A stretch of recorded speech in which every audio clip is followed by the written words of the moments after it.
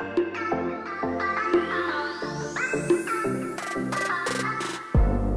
and good afternoon, everyone, to our afternoon session here at our virtual open day at MST and Eastern College, Australia. My name is Michael Beutigam, and I'm teaching theology and psychology here at MST Eastern. And I'm delighted that you're on board with us for this afternoon session with Dr. Greg Forbes, my dear colleague Greg, who's been teaching here for decades at MST. He's a senior lecturer in New Testament, and he is going to talk about the topic or the question, do variances between the Gospels indicate unreliability? I'm going to read you a brief summary of his talk. Many people point to the differences and variances in the Gospels as evidence of their unreliability. If these are truly inspired texts, then surely they should agree in details they present. So how do we explain and deal with these variances? Do they really call the reliability of the Gospels into question? And how do they fit with our belief in an inspired text? So these are some of the questions Greg is going to talk about. I hope you're going to enjoy it. And please, if you have any questions throughout this talk, you can post your questions in the Q&A section, and I will make sure I'll watch this space, and we're going to ask your questions, then put your questions to Greg after his talk, and we have a little bit of a Q&A.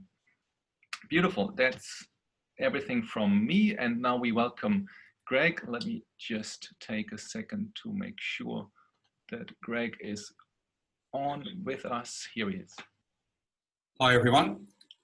Thanks for joining us for this afternoon's talk on the Gospels. This issue of the variations between the Gospels is an important one.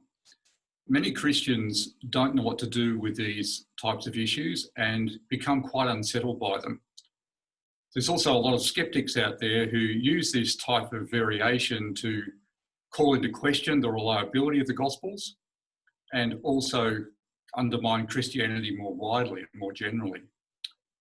So what I'd like to do is talk through a few slides with you. I'll just share my screen here so you can see my PowerPoint slides, and we'll start to address some of these issues. So first of all, let's talk about what the Gospels are. What type of literature are the Gospels? In our Bible, we have a range of different types of literature, or different types of genre is a technical term. We have poetry in the Psalms, we have Proverbs, we have historical books, we have epistles in the New Testament. What are the Gospels? Well, of course, they're Gospels, but what do they resemble? Do they resemble anything else in the surrounding world at the time? Well, there's a very close link, it is recognised now, between the Gospels and what is known as the Greco-Roman biography. Now, the Greek word for that is bioi, which is how these are normally termed. They're lives of eminent people, lives of a charismatic leader or charismatic teacher, and these were written by their followers in order to enshrine their life and their teaching and also leave behind an example to follow. So there is definitely a lot of similarity between our Gospels and the Greco-Roman bioi, but they're not like our modern biographies. Our modern biographies look at the private nature of a person, their loves, their dislikes, their internal motivations and their goals.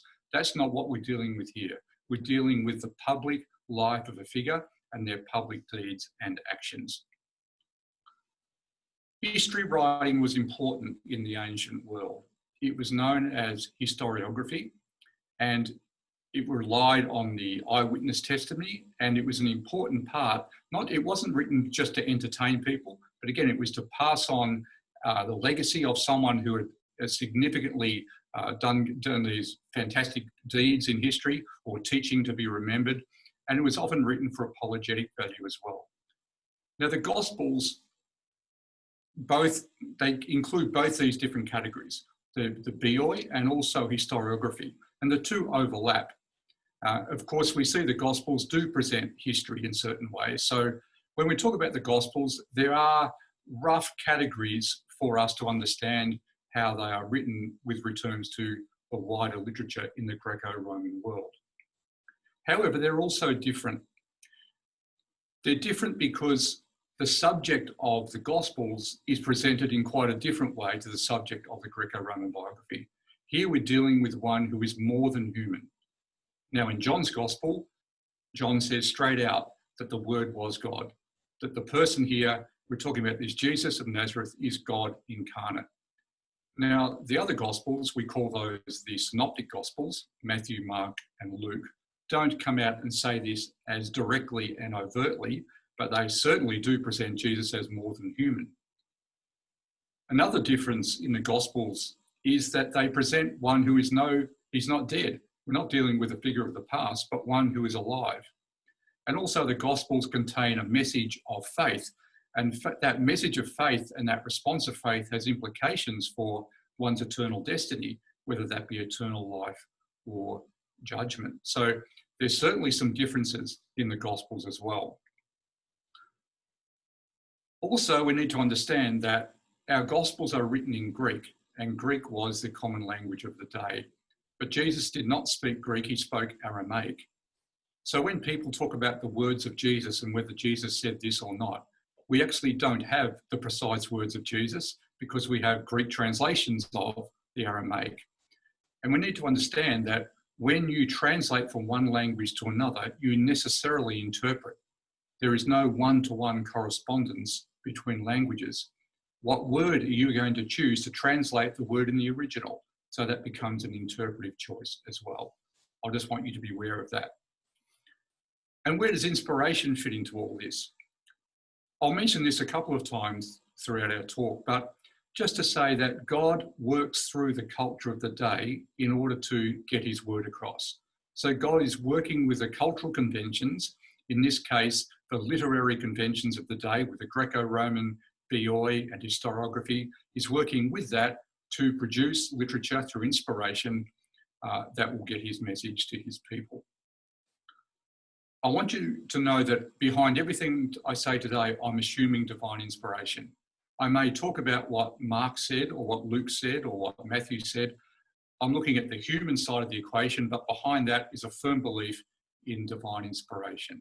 And again, I'll come back to that. Okay, how do we deal with these differences in the Gospels? And here I'm talking at differences not at an overall level. Obviously, the Gospel of Luke looks different to the Gospel of John. I'm talking more about variations in actual accounts that we find in the Gospels.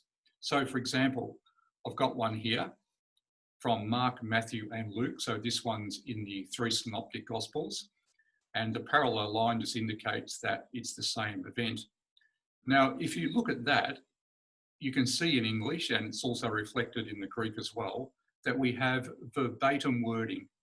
Well, actually, not quite. There is one in the Luke count, there is one slightly different form of the word paralyze, but let's just say it's verbatim. And that happens quite a lot in the Gospels. We have verbatim accounts of small sayings and episodes. Sometimes we get something like this. This is the casting out of the demons from the legion. And you'll see here that Mark and Luke agree in their wording when it said that the herdsmen fled and told it in the city and the country, whereas Matthew doesn't have quite that wording, but it's obviously still the same event. So the first one was verbatim. This is not verbatim, but it is very similar. Then we come to another episode. This is in Matthew and Luke only. This is the healing of the Centurion slave. And if you read that, I'll let you just read that for a brief moment.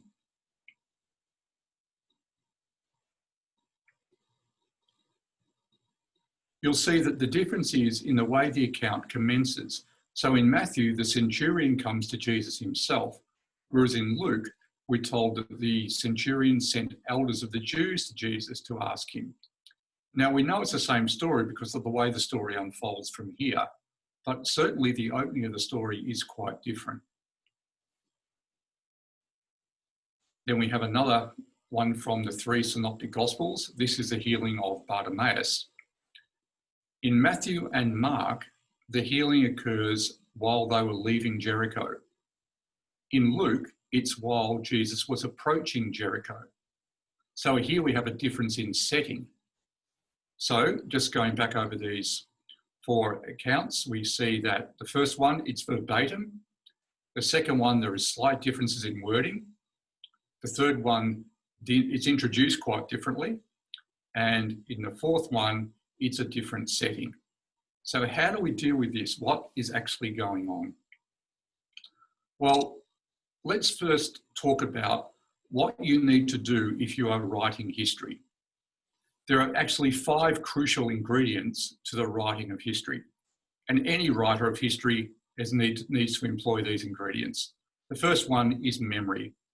What are you actually going to remember? What can you remember?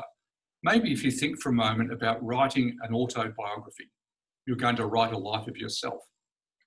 You first of all have to remember what went on. And for me, that would be remembering back a long time to my childhood. What am I going to actually be able to remember to include in this autobiography?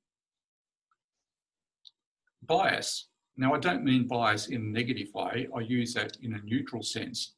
But if I'm writing an autobiography, I'm probably going to want to present myself in a positive light. So my bias is that, okay?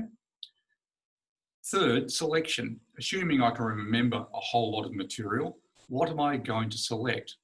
Maybe I'll leave out some of the stuff that is really going to paint me in a negative light. I may not want to include that. Having selected what I'm going to include, I then have to arrange it in certain ways. Am I going to arrange my life story chronologically? Am I going to arrange it thematically? That is, maybe I'll group it according to highlights, positive points, or things that embarrass me. There's different ways I could organise that. And then what language am I going to use? Am I going to say, when I did this, I was stupid, I was a fool? Or when I did this, I probably should have considered it a little bit more before I did it. And so the language will vary. And so these are choices every person has to make. And it's the same for the gospel writers. For those who are eyewitnesses, they're reliant on memory. But we know for at least 2 of our gospels, they probably weren't eyewitnesses. So Luke and Mark were not eyewitnesses, but they were relying on the testimony of those who were eyewitnesses. In other words, they were using sources. So they were relying on the memory of their source, but it's still memory.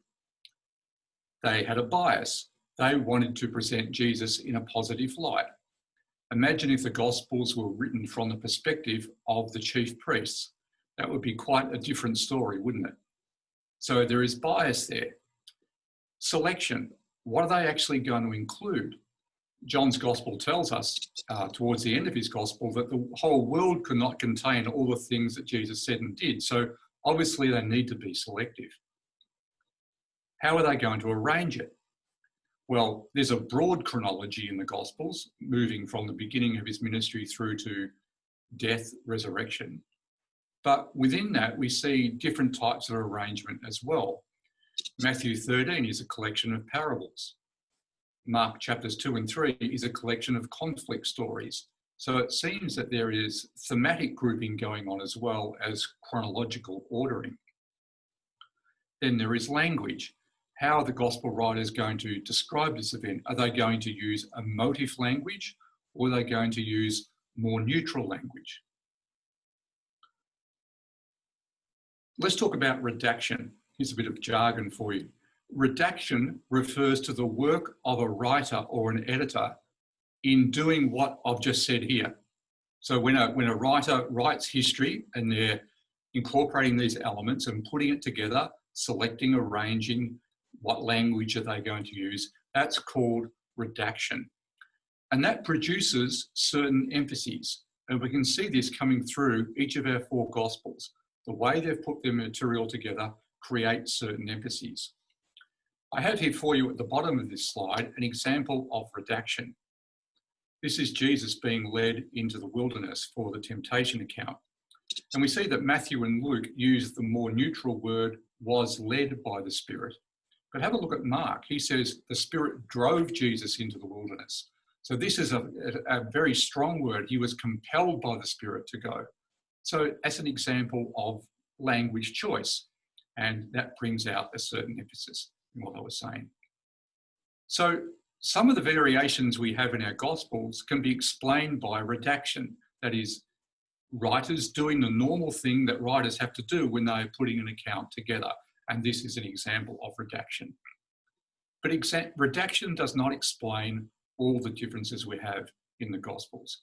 If we go back to our different examples, we see here that's verbatim. Redaction may explain this one about the casting out of the demons from the legion. But I'm not sure that redaction explains the difference in the way how this event starts with the centurion. And redaction probably does not explain the account of Bartimaeus, whether it was leaving Jericho or approaching Jericho. So redaction explains something, but not everything. So there's something else going on. What's that? Let's talk about oral tradition. Oral tradition refers to the way stories are passed down in oral cultures. We are not an oral culture, we are a literary culture. We have huge amounts of information available to us in both print form and in digital form. And so we pass on information via digital means or by print form. But in the time of Jesus, probably only 10 to 15% of people were literate. And so they relied on oral storytelling to pass on the traditions. And there's been a lot of work done on oral cultures since about the 1960s, extensive work. And it's really shown some quite incredible things. That when stories were passed down, and this would normally be done at a communal gathering, say at a feast time or celebration, the stories regarding the community's identity, about their key beliefs, they would be passed down, they would be recited in front of the group. And what they've observed is a very interesting thing, that there is a core element of a story that is passed on and is not touched. But there are peripheral details surrounding that core story that vary in the retelling. In fact, not only do they vary, it's expected that they vary, and this is part of the art of the storytelling. And it's the responsibility of the elders of the community to maintain this fixed core. If the storyteller deviates from the fixed core, then they're pulled up. But they do have freedom to tell the story in certain ways.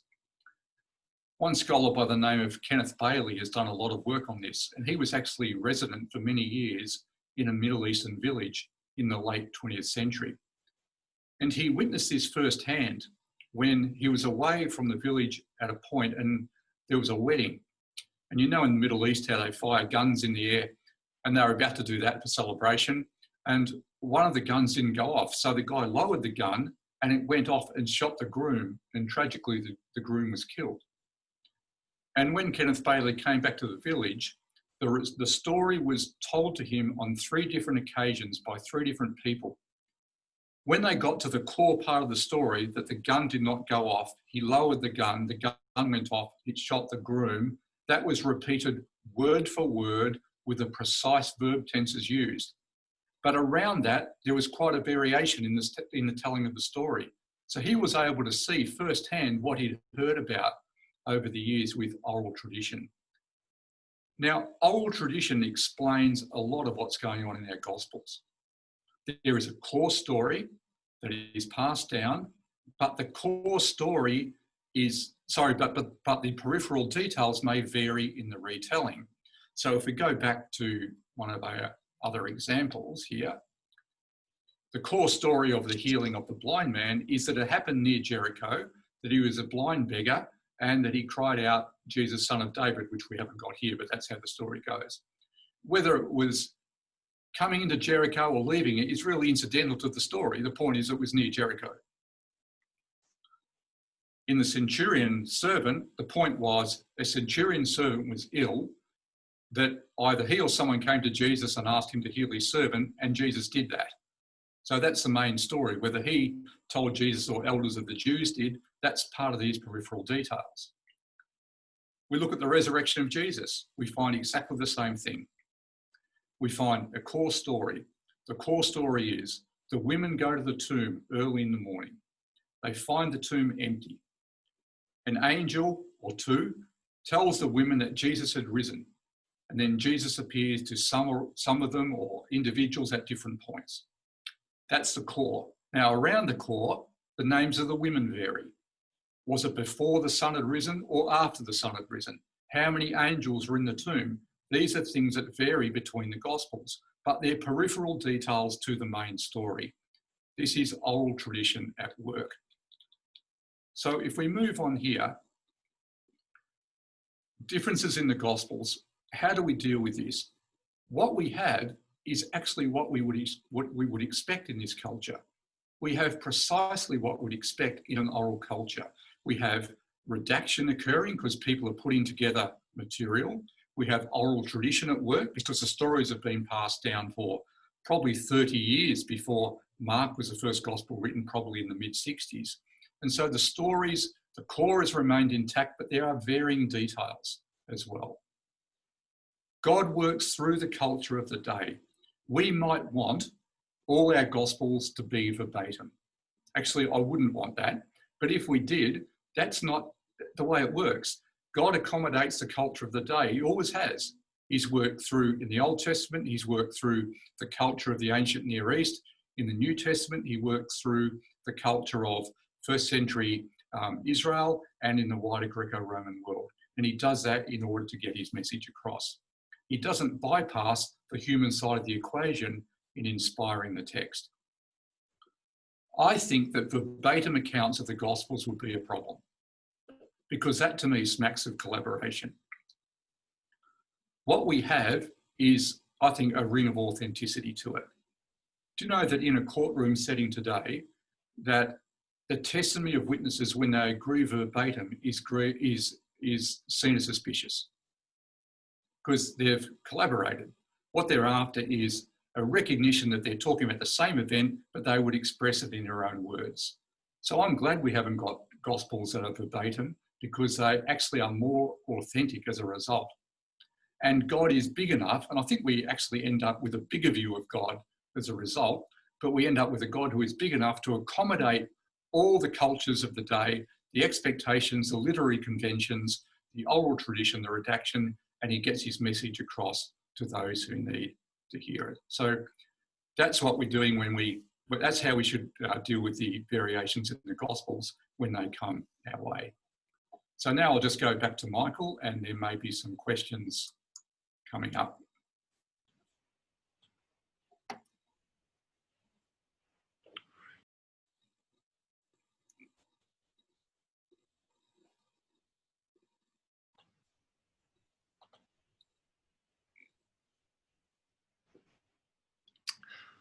Thank you, Greg, for this fascinating talk about the reliability of the New Testament. And I'm sure these are things every Christian believer really should know about, that is so significant. And we have a few questions. Let me just look at some of the questions. Now, Greg, here's one question for you. And this question asks you, could you please talk more about the inspiration process and how this fits with human authorship? So inspiration process and how this fits in with human authorship.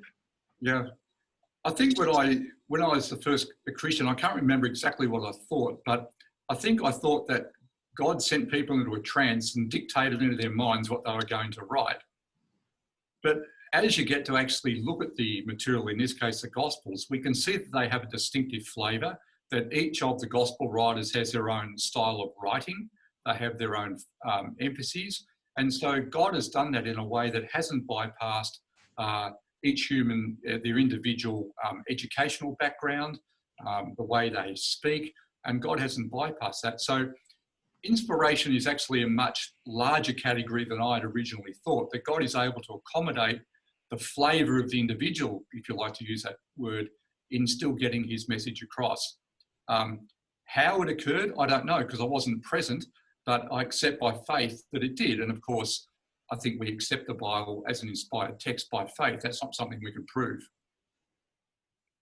Thanks, Greg. I mean, this is really one of the fascinating questions here. And now we've got Another question, a slightly longer question. You mentioned that in the passing on of oral tradition, that there were concerns to transmit the core elements of the story without variation. Now, who in the early church oversaw that process? Perhaps you can tell us a little bit about that. Yeah, that's a good question, because like I said, the elders of a community would. And the picture that we have in the early chapters of Acts is that we have the role of the 12 as guardians of the traditions about Jesus, if you want to use that term.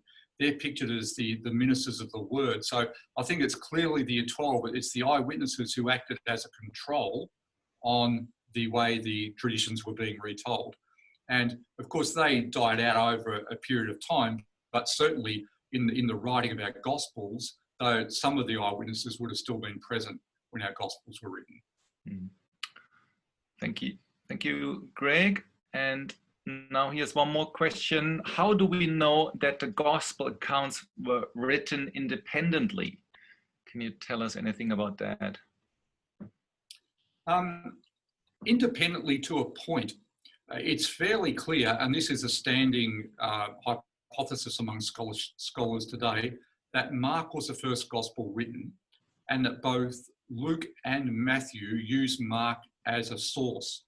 And that is because they agree verbatim in so many different episodes, and also they follow Mark's chronology. So they're using Mark. It also appears that Luke and Matthew used a common source, but there is also material that is unique to each Gospel. So I don't think they're entirely independent. They're independent to a degree, but they're relying on some common source material that was available to them. Thanks, Greg. And one more question here. In relation to the non-canonical Gospels, how would we view the apocryphal texts such as the Gospel of Thomas? So that's really not something you've touched on, but maybe you can tell us a little bit about that, these non-canonical Gospels. Yeah. There is a certain element of New Testament scholarship, probably those that I'll put the more skeptical in, that want to put heavy weight on the non-canonical material and treat the canonical material with much lighter hands. The problem with the non-canonical material, it's invariably later. The earliest, say the Gospel of Thomas, you would date that, I think most would date that to 2nd century, whereas our canonical Gospels are 1st century. And the Gospel of Thomas has clearly undergone Gnostic influences. Gnosticism was a sort of a conglomeration of a whole lot of different types of religious thought. And it was basically considered heretical, but it had Christian elements to it as well. And there are some sayings of Jesus that are preserved in what we know as the Gospel of Thomas. But most consider that they are at least dependent on the synoptics and much later. And there is probably not much of historical value in the Gospel of Thomas, although a couple of the sayings in there are actually quite close to what you can imagine Jesus saying. But there's other really bizarre ones as well, which I can't imagine him saying. So I think it's undergone Gnostic influence, and it's certainly much later than our canonical material. Thanks so much, Greg. We've got a few questions here that relate to courses and questions of studying at MST Eastern. If you got any questions, could I direct you please to our virtual open day web page. You'll find answers here, and you can also chat with someone who is available to answer any questions you might have. We are now here back with some more questions regarding content. Here's one interesting question. I hope I can pronounce it. Are there any Syro-Aramaic texts of the Gospels available that are reliable? And maybe, I hope you know what this refers to, because I'm not an expert in the field. Yeah, certainly there's Syriac texts, and they are considered. See, what happened is the Gospels were composed in Greek because at the time of the Gospels, the Gospel message had already moved out beyond Jerusalem into the wider Greek-speaking world. So if people want to understand the life and ministry of Jesus, they've got to write it in Greek. But also there was translations beginning to be made into local dialects as well. And one of the very early ones was Syriac. And so there is a number of Syriac translations which scholars look at as well. And yes, they're very important, but they still aren't the original. They've been translated from the Greek. And as I said before, when you translate, you interpret some way. So if we want to get back to an original text, then we really are reliant more on the Greek documents. Great. Thank you so much, Greg. And maybe here more a question in general. How do we actually know that the Bible is inspired? Can you tell us anything about that? I think I said a little bit about that before, but this is a step of faith that I cannot prove the Bible is the inspired word of God. Now, people might say, well, the Bible says it is, but that's a circular argument. I mean, the Quran says it's inspired as well. And I think one of the most frustrating conversations you could have is to be in a dialogue with a Muslim and argue about which is the word of God, because it's going to go something like this. The Bible is, no, it isn't. The Quran is, and it's going to go around in circles. So ultimately, it's a step of faith. I believe it, and it's based on certain things. So I can say to me that the Bible makes sense of the world. It makes sense of the human condition. It tells me why I'm here. It tells me about creation. It tells me about the life of Jesus. That all rings true. There's fulfilled prophecy. So I can give a whole lot of reasons, but in the end, I can't prove it. And I don't think we should apologise for that. That, you know, we accept it by faith, and we shouldn't feel bad about the fact that we have to accept it by faith. That's part of what God would want, I would think. Great, thank you, Greg. And one more here. In order to capture Jesus's words, I mean, and you've mentioned that. I mean, how shouldn't the Gospels actually be written in Aramaic if that's the language that Jesus used? There's always a case, isn't it, of things that we might want to be certain ways. The reality is they're not that way, and so we really have to deal with what we've got. But I think that falls back to what I said before. If the Gospels were written in Aramaic, then they would have been only available to a very narrow audience. They would have been the original Palestinian, we call this Palestine. I'm not making a political comment by that. That's just what scholars call the first century Israel's first century Palestine. It would only have been available to those people. I mean, once you move outside of that, no one else could understand it. So, as I said, by the time Mark is written in the mid-60s, the gospel has moved beyond the borders of the first century Palestine. And so Greek was the obvious choice because it was the common language of the empire. Wonderful. Thank you so much, Greg, for all your answers and for preparing this talk. Really a fascinating talk. And thank you also for your questions, for sending along really interesting questions. And well, thanks for attending this afternoon webinar.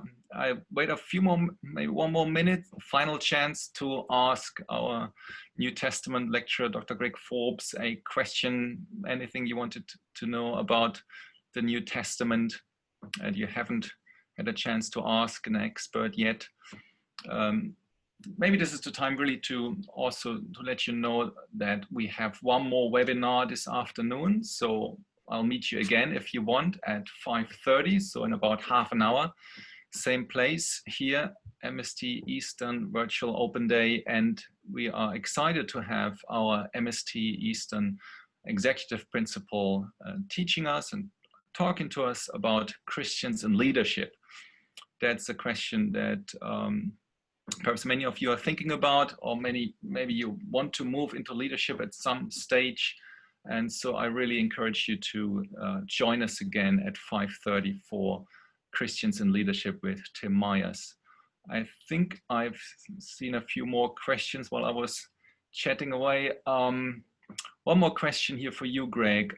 Just wondering why the Gospel of John is so different to the others. I think that's a great question. Perhaps you can tell us a little bit about that, Greg. I can't say why it is. I can just say that it is, and the elements that are different. It certainly covers a much narrower range of topics than the synoptics do. Jesus has a lot of private discourses with the religious authorities and with his disciples. It very much focuses on the relationship between Jesus and his Father, and in that sense certainly portrays Jesus as God become flesh. So the opening verse, the Word was God, and other similar verses throughout John. Was John, John, I think, would have been aware of the Synoptic Gospels, because most would say that John was probably the latest Gospel written, but he's chosen to do something a little bit different. There's limited overlap in John. We have the feeding of the 5,000 is a common miracle. The walking on the water, obviously death and resurrection, but apart from that, the story does cover quite different ground. So why? I don't know, because I can't get inside John's head, but certainly I think he just wanted to bring out some other elements of Jesus' teaching that deal more with that sort of divine relationship, and certainly focused on teaching Jewish people, because he makes a lot of references to Jewish feasts and how Jesus fulfills those feasts. So yeah, it's different. That's probably all I can say, really. Cool. Thank you, Greg. Questions keep flowing in now. Just a quick one. Was Acts written by Luke? Yes. That's very quick. Then another one. I'll elaborate if you want. The reason we know that is because the preface, the first few verses are dedicated to the same person, and it has a very similar writing style. And you'd see that more in Greek than English, but yeah, that's without doubt. I'm not aware of anyone that doubts that. Beautiful. Thanks, Greg. Is there anything in the New Testament writings outside of the Gospels that you think contradicts the teachings of Jesus or deserves skepticism? Not at all. In fact, it's probably the opposite, that throughout the New Testament epistles, we have these unconscious allusions to the things that Jesus said and taught. So Paul will refer to things like it's more blessed to give than receive, or bless rather than hate your enemies, and things like this. 1 Peter, we see a number of sort of allusions to things that Jesus said. James as well talks about the commandment being summed up in love God with all your heart and your neighbour as yourself. So they're not quoting Jesus, but they're remembering the things he said and did. So they're very much aware that I think that the teaching of the early church is actually based on the life and ministry of Jesus. So even when they don't say it directly, that's the basis for their teaching. No, I'm not aware of anything that contradicts the Gospels. Wonderful. Thank you, Greg. So many more questions. I'm not sure whether we have the time to answer all of your questions. Again, the recommendation is just do a unit with Greg at MST at some stage. He'll have plenty of time to answer your questions. Here's a more practical one, which I found really important. Maybe you can say something about that. How do you choose, or how would you recommend to choose a Bible translation in order to get the most accurate word, really? NIV or Holman Christian Bible is suggested here with question mark. Yeah, that's a good question. Bible translations aim to do different things. The committee for a Bible translation needs to decide, are we going to be as faithful to the Greek as we can be, that is, stick close to the Greek? When you do that, you produce quite a wooden English translation. So I'd be thinking like something like the New American Standard would be very wooden, but it's very faithful to the Greek. Or at the other end, are we going to produce a translation that carries a sense in English in a way that people that speak modern English really identify with? That would be, say, the New Living Translation. But to do that, you need to depart from the literal Greek at times. It's not that one's right and one's wrong, it's just that they're set up to do different things. And I think the church needs that range. So when you're selecting a translation, you might want to consider, how close to the original Greek do I want this to be? How readable do I want it to be? At MST here, we use, for our exam Bibles, and I would recommend to students, sort of a middle of the road, one that is faithful to the Greek, but actually manages to get reasonably good idiomatic English as well, and that would be the NIV or the NRSV would probably be my two choices, ESV as well. Wonderful. Thanks, Greg. And now here's one question which asks, how would we view texts considered canonical by the Roman Catholic and Eastern Orthodox churches, such as the Book of Maccabees? What do we do with that? I mean, who use other books than we have in the Protestant canon? Yeah, I'm going to say that's a little bit outside my topic area, but certainly the and this is really Old Testament material, it's not new. The Roman Catholic Bible has a number of texts from that, let's say the intertestamental period, including Maccabees books, there's Sirach, there's other wisdom books as well. That's a long topic of, I really haven't got time to go into that as to how that came about. That's really a church history thing as well, because that developed over time. But we have, in terms of the Old Testament, we have two basic versions. We have the Hebrew version, which our English translations, your English Bibles, the NIV, is an English translation of the Hebrew text. But there is the Greek Old Testament, otherwise known as the Septuagint, which was translated in probably the 3rd century BC. And that was the Bible of the early church. They tended to use the Greek translation more than they used the Hebrew.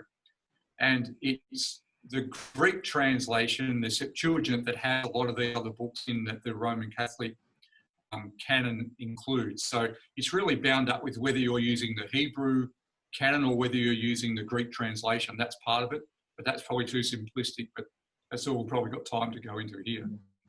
Thanks, Greg. And maybe last question here, because running out of time here. This person asks, to extend my previous question to Gospels, can we extend prophecies of the coming of Jesus to books within the Old Testament? I'm very reluctant to use the Old Testament to talk about Jesus unless it's already been talked about that way in the New Testament. Jesus obviously, before he ascended, he explained to his disciples how everything pointed to him from the law and the prophets. But he doesn't actually say what texts. We have a number of Old Testament texts used in the New Testament to indicate they're referring to Jesus. I think it's quite dangerous to go beyond that. It's our job to interpret the text that we have, to interpret the Bible we have. If we start claiming that other texts refer to Jesus, I think that we end up with divisive interpretation and speculative interpretation, and I probably don't think we need to go there. I think we've got enough in interpreting what we have.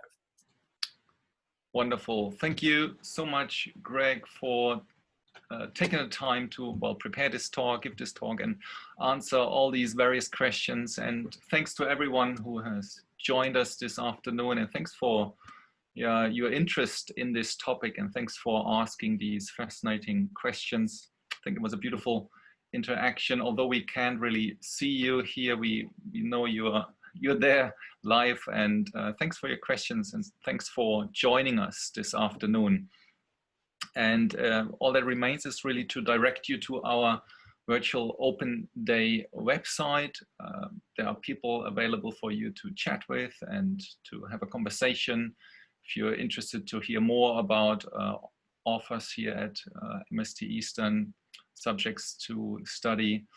And we have one more webinar this afternoon. As I said before, we've got our executive principal, Tim Myers, joining us at 5:30. So in about 15 minutes, you can join us again.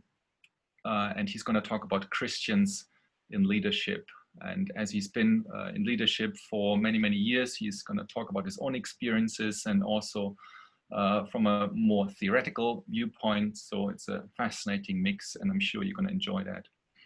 Okay, thanks so much again, Greg, for your time. And thank you, everyone, for joining us live. And perhaps I'll see you in 15 minutes for the final webinar this afternoon. Thanks, and thanks, goodbye. Everyone.